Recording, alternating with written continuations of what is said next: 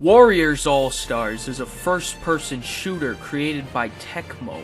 It combines characters from all of Tecmo's games: Dynasty Warriors, Dead or Alive, Ninja Gaiden, Nintendogs, Call of Duty. The game's playstyle is supposedly the same as the Dynasty Warriors series. However, I have never played a Dynasty Warriors game.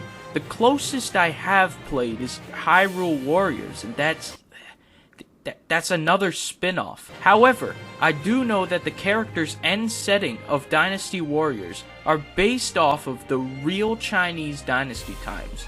So whatever happens in this, I'm just going to assume that it also happened in real life at some point. The story is set in an alternate world that relies on a miraculous spring to sustain itself. The king, who could control the spring's powers, suddenly perished, leaving the world in turmoil. The queen tasked her daughter with summoning otherworldly heroes. You know what, this isn't working for me. The story is set in an alternate world where furries have evolved to become real animal people. This weird cat-fox type child is the heir to the throne, but apparently her siblings hate the idea, so they do a huge prank on her where they pretend that she's insignificant. This hurts her little snowflake feelings, so she hires warriors from the dynasty to kill them.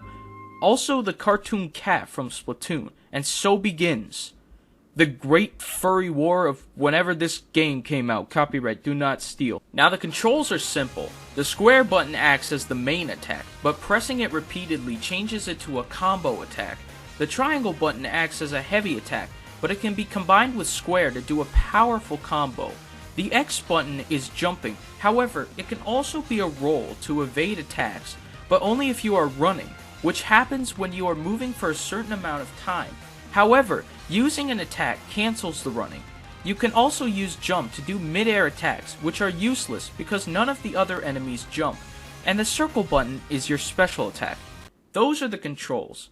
For the 4 main buttons, now to talk about Bravery. When a level starts, you have level 1 Bravery. Enemies can have Bravery typically from 1 to 9. Higher levels of Bravery indicate higher levels of strength. You will acquire Bravery by defeating big enemies. The more Bravery you have, the more you will acquire from beating them. Enemies can tend to be tough, so make sure you level up Bravery to around level 6. Then enemies will be of moderate difficulty. Getting more Bravery will boost morale for your entire team. Okay, so you understand all that so far? Great. Now let's talk about rush mode. You see, when you press in the trigger... Hey, where are you going? A lot of the enemies in this game are just furries. Like, in every level you fight like 1,000 wolf people. Even your teammates are furries. Like, what's this all about? Do the devs just frequent Cringe-topia in their spare time? I mean, at least they're tackling an underrepresented group. My hope for the future is to see a game starring short, middle-aged Italian-American plumbers who jump high. You know, but alas, my dreams have yet to come true, because all we have so far are those crappy Blue Hedgehog games. I forgot what they were called, but I really don't care. Gameplay relies heavily on missions. The main missions, aka the ones you need to do to progress the story and get more characters, are the only ones you'll probably end up doing. However, some of them end up feeling kind of underwhelming. Nothing beats that moment when you turn on the game for the first time and shred through hundreds of enemies like a goddamn psychopath. After a while, you just get used to it, and it starts to wear on you. And the missions, they last longer than most of my videos. Here's footage of me doing a non-story mission sped up.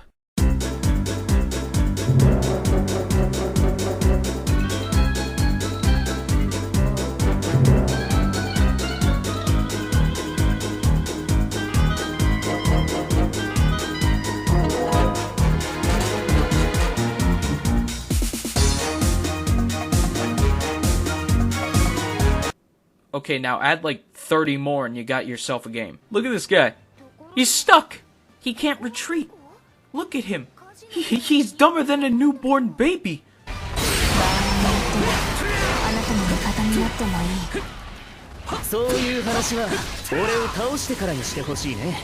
Okay, now this guy, Setsuna.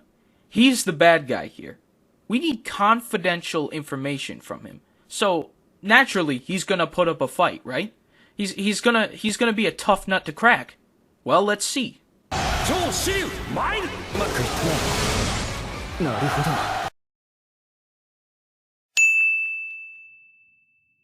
There's this hub world where you can go to get shit like power-ups and level up your characters.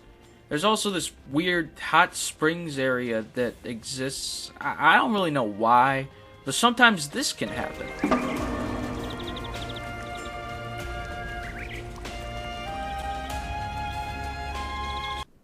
You know, it's a good thing this game can be played with one hand, know what I mean? So you can skip the terrible dialogue and eat grape nuts at the same time. But none of that matters, okay? Because this guy, right here, he has no nipples. I will never look at you the same way again. By the way, keep in mind that this is entirely accurate to the real Dynasty times. I can excuse flaws in the game if the music sounds good. And this music sounds pretty good.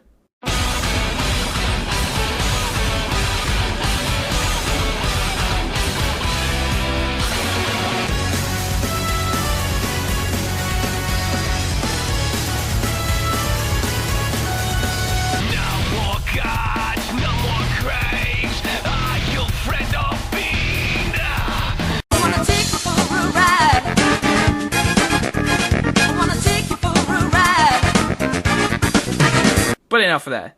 We have a story to get through. And fun fact, this game actually has multiple endings, which explains why it only took me 2 days to get to the final level.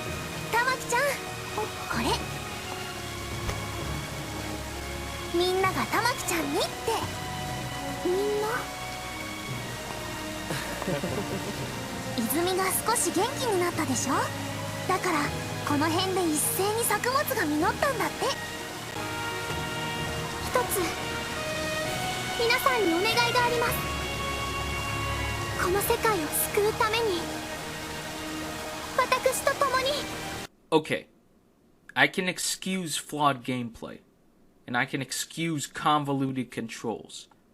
But when the game has the scrote to show me an inspirational Apple cutscene, that's where I draw the line.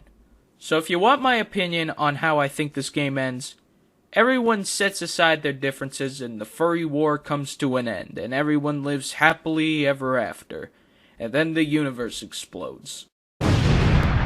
So there's Warriors All-Stars, at least the path I played. Maybe I'll do another video on the other paths and endings if I am able to get over the inspirational Apple cutscene.